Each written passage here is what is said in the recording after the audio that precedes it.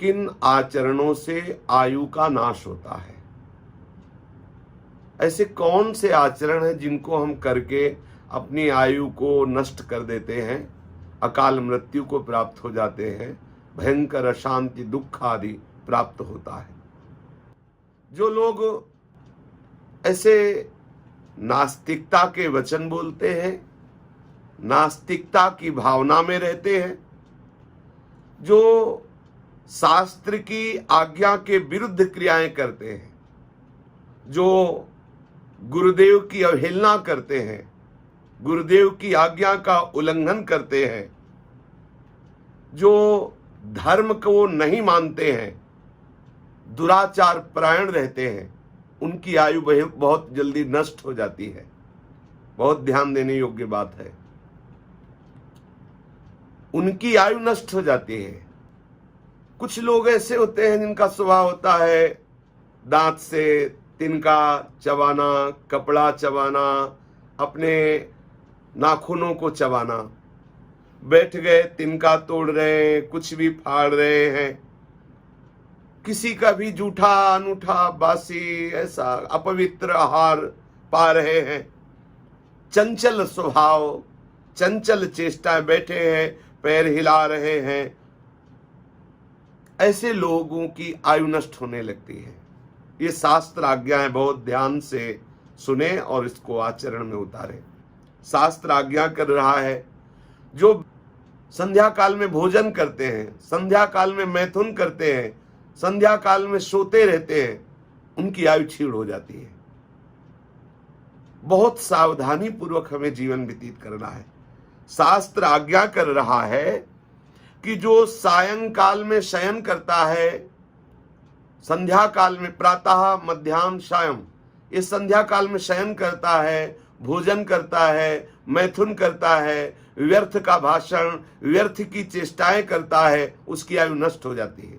जो संध्या काल में देव आराधन, हरि आराधन, भगवत चिंतन, मंगल विधान करता है, वो अपनी आयु को बढ़ाता है, लोक परलोक में सुख को प्राप्त करता है। इसलिए ब्रह्म मुहूर्त में सबको उठ जाना चाहिए, शयन नहीं करना चाहिए। जो ग्रहण के समय में, मध्याह्न के समय में ग्रहण पड़ रहा है और आप सूर्य की तरफ देख रहे हैं, ठीक मध्याह्न का समय सूर्य की तरफ देख रहे हैं, आप सूर्य की तरफ खड़े होकर लघुशंका कर रहे हैं या सूर्य की तरफ लघुशंका कर रहे हैं, सूर्य की तरफ थूक रहे हैं, इससे आपकी आयु नष्ट हो जाएगी। जो पुरुष काम भाव से व्याकुल हो करके किसी भी वर्ण की स्त्री के साथ भोग करता है, छल करके भोग करता है, जबरदस्ती बलात्कार की भावना से युक्त होकर, ऐसा तो यहां शास्त्र कहता है कि उसकी आयु नष्ट हो जाती है। जो पराई स्त्री का भोग करते हैं, अन्य वर्ण की स्त्रियों से भोग करते हैं, जो जबरदस्ती ऐसे भावना से भोग करते हैं, उनके आयु का नाश हो जाता है। और कह रहे हैं कि जो ऐसे स्वभाव वाला है कि दूसरी स्त्रियों को काम भाव से देखता ही रहता है, दूसरी माताओं बहनों की तरफ, किसी की भी तरफ दृष्टि करे, वो दोष भावना का चिंतन, दोष भावना से दर्शन, काम भाव, तो बोले स्त्री के शरीर में जितने रोमकूप हैं उतने वर्षों तक वो नरक भोगता है। और यदि संत वैष्णव ब्रह्म ऋषि गुरुजन पधार रहे और आप अभिमान पूर्वक ना उनकी अभ्यर्थना की, ना उनको मार्ग दिया और अकड़े खड़े रहे, तो आपकी आयु नष्ट हो जाएगी। कोई गर्भिणी स्त्री आ रही है, आप उसे धक्का दे रहे, उसे मार्ग नहीं दे रहे, तो ये अपराध बन जाएगा। कोई दुर्बल है, वयोवृद्ध है, कोई भार लिए हुए है, आप उसे मार्ग नहीं देते, आप उसे पीड़ा पहुंचाते हैं, तो आपकी आयु नष्ट हो जाएगी। दूसरों के पहने हुए वस्त्र, दूसरों के पहने हुए पादुका जूते, ये केवल गुरुजनों की प्रसादी शिष्य या भगवत प्रसादी धारण कर सकता है भक्त। अन्य दूसरों के पहने हुए कपड़े नहीं पहनना चाहिए, अन्य दूसरों के पहने हुए पादुकाएं नहीं पहनना चाहिए। और अमावस्या पूर्णिमा, चतुर्दशी, अष्टमी, एकादशी आदि तिथि को गृहस्थ को भी समागम नहीं करना, स्त्री समागम नहीं करना चाहिए, स्त्री सहवास नहीं करना चाहिए, ब्रह्मचर्य से रहना चाहिए।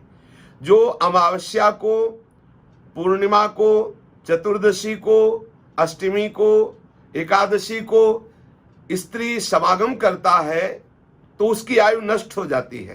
दूसरों के हृदय को बेधे ऐसे कभी वचन न बोले, क्रूरता पूर्वक कोई क्रिया न करे जिससे किसी को नीचा देखना पड़े, ऐसी आप चेष्टा न करें।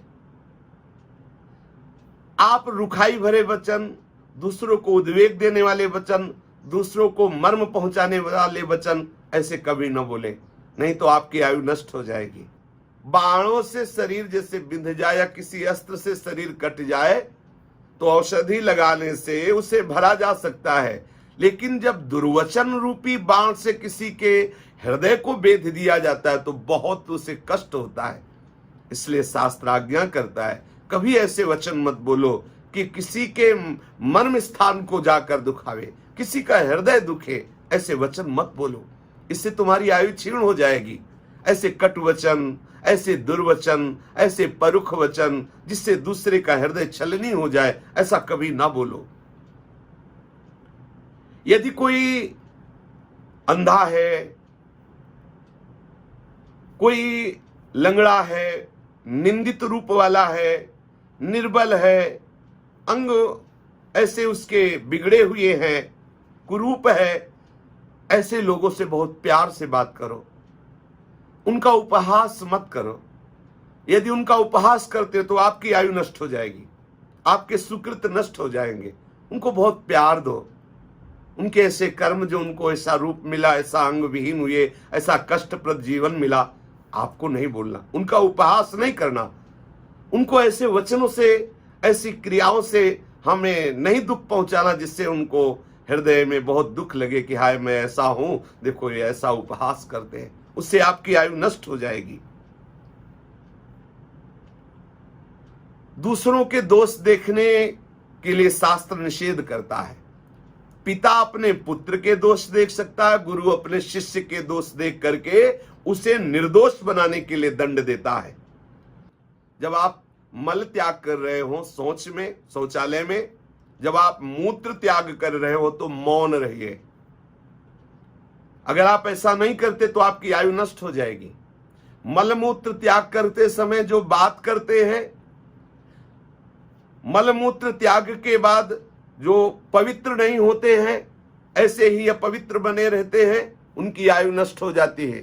शास्त्र आज्ञा करता है कि आप शौचालय में शौच होने के बाद पवित्र होइए, आचमन कीजिए, पवित्र होकर फिर वस्त्र धारण कीजिए।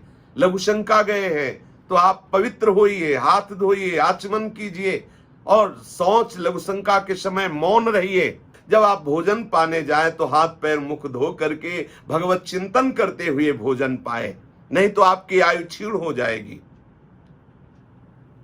शास्त्र आज्ञा कर रहा है कि जो सूर्योदय होने के पहले तक सोते रहते हैं, भाई सूर्योदय हुआ और उसके आप शयन कर रहे हैं पहले उठ करके आप स्नान शौच आदि नहीं कर रहे हैं, तो आपको इस बात का प्रायश्चित करना चाहिए। उपवास, आज हम भोजन नहीं पाएंगे, उपवास करेंगे क्योंकि आज ब्रह्म मुहूर्त में हम सोते रहे, हमारे द्वारा भगवत आराधना। सोचो इतना अपराध है। जो लोग 8 बजे तक 10 बजे तक सोते रहते हैं तो उनकी आयु क्षीण होती है, उनकी बुद्धि मलिन होती है, विषयाशक्ति बढ़ती, शरीर अस्वस्थ हो जाएगा। आप निश्चित विश्वास मानिए, ये भगवान की वाणी, शास्त्र आज्ञा है। शास्त्र आज्ञा करता है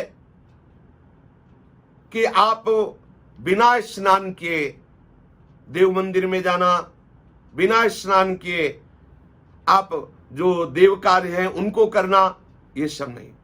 शास्त्र आज्ञा कर रहा है जैसे खेती है, बहुत सुंदर अन्न है, उसमें खड़े खड़े लघुशंका करना, शौच करना। जैसे पीपल का वृक्ष है, आप उसके नीचे थूकना, लघुशंका करना, मल त्याग करना। जैसे देवालय है, मंदिर है, उसके समीप शौच करना, लघुशंका करना, इन स्थानों में ऐसा करने से आपकी आयु नष्ट हो जाएगी, आपका अमंगल हो जाएगा। इसलिए ऐसी जगह ना करें। इसलिए हमारी आयु बढ़े, हम स्वस्थ रहें और निरंतर आनंद पूर्वक जीवन कटे, भगवत चिंतन पूर्वक। इसलिए हम शास्त्र आज्ञा के अनुसार आचरण करें।